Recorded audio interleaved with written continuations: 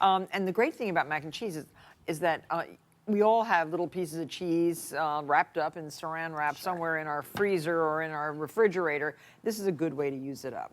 Okay. So you could grate some more cheese. You can use up some of these small pieces. Yeah.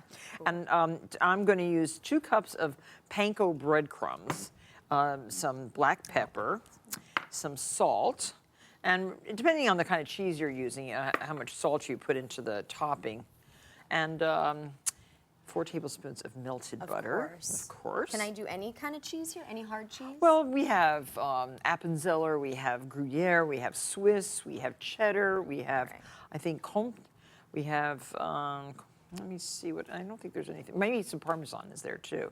Romano would be good. So just kind of throw it all in. And I need a cup of grated cheese in these breadcrumbs. I'm working on that. Do you have a cup yet? Oh, no, use this side. That's an easier side, right? Yes. Much easier. Oh, and Martha, just you know don't. It all. But no. But just don't look away when you're doing it because you know how, when you get all 4 knuckles on the grater, you do not want grated knuckle skin. No, I've had many Christmas accidents. Oh, baking and cooking and all those things. Yes, and we don't want to go to the hospital and we don't want to have any stitches. No. Okay. So here we can use. Yeah, we can use all this. And this is very nice, and we'll just put that right in here. Okay. But again, you can grate you can grate if you have a food processor. You can use that electric tool, the grater, for making the cheese, depending on how many mac and cheeses you're going to make. But this looks so good for the topping, right? So then the next thing we have to do is make a bechamel, because this is, again, gilding the lily. My mom made mac and cheese all the time, but she cooked her macaroni. She grated some cheese. She had tomatoes that she had canned, poured in the tomatoes, poured in some milk, poured in some cheese, into the, no bechamel. Yeah, but bechamel is really good. We have butter in here already, 3 tablespoons of butter and 2 yellow onions cut up. You add to that a quarter of a cup of flour. Yeah, you can whisk or stir, it doesn't matter. And we're gonna cook that flour just a little bit. And because you don't want to taste flour. Right. You don't want it to clump. Right. So get that warm. Then we're going to add 3 cups of milk, and you can use whole milk. Some people do make it even richer by adding a little bit of heavy cream too. But no skim milk? No. It doesn't taste good. It just doesn't. So I'm going to add the milk just slowly, and hopefully it'll start to thicken, make a nice thick bechamel. I'm going to add some pepper to this and some salt. And oh, I love bechamel sauce. So delicious. Good. I could just eat this as a soup. No, you cannot. Looks good. No. Okay, so we have one that's a swap out over here, and then we'll continue to cook that one. This one, it looks very good. See how nice and thick it got? This is delicious.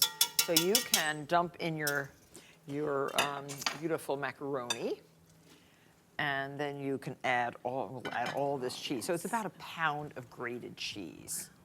Isn't that lovely? Yeah, that's really good. So it's a lot, generous amount. And here, use that rubber scraper, stir away. And then what I really wanted to show everybody is how you can make this different than just the ordinary rich macaroni and cheese.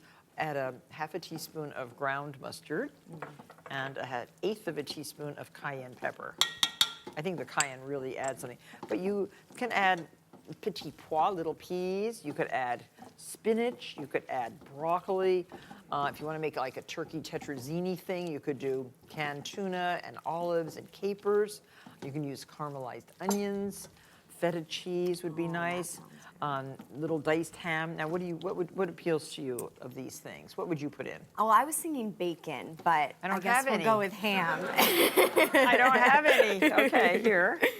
So how much ham? Just a little ham? Yeah, just a little. Do you want to do ham and peas? Or? Sure, yeah, that sounds perfect. I think that sounds good. I love peas, yeah. Okay, so we'll just do like that many peas. Okay. Yeah, and then you just put that right in here. Okay. And just dump it in? Yeah, dump it in. I'll dump it in for you, yeah. Okay, here, do it the other way, because all they're seeing is the bottom of a pot. You're right. Yes, do it this way. So we're on TV. I know. I forgot for a second. Anna I thought I was just cooking with you. No, we're on TV. We're being watched by many people making this amazingly delicious. Okay, so you can scrape the rest out for me. Okay. And then we're going to, yes, put all of that, every bit. Yeah, that's Does good this stuff look there. good? Wow. I think this is nice. Yeah, this smells awesome. And so it makes a really hearty comfort food meal. We need the breadcrumb topping. And so you can sprinkle that all over the top. Should I use my hands? Sure. You did wash your hands. Of course. All of it. That's all for this, yes. And when you bake it, you can do this for a party, a mac and cheese party, which would be kind of fun. Have all the different varieties.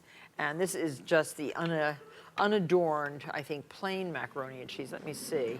Would you like to taste? Yes. Yes. No hesitation in her answer.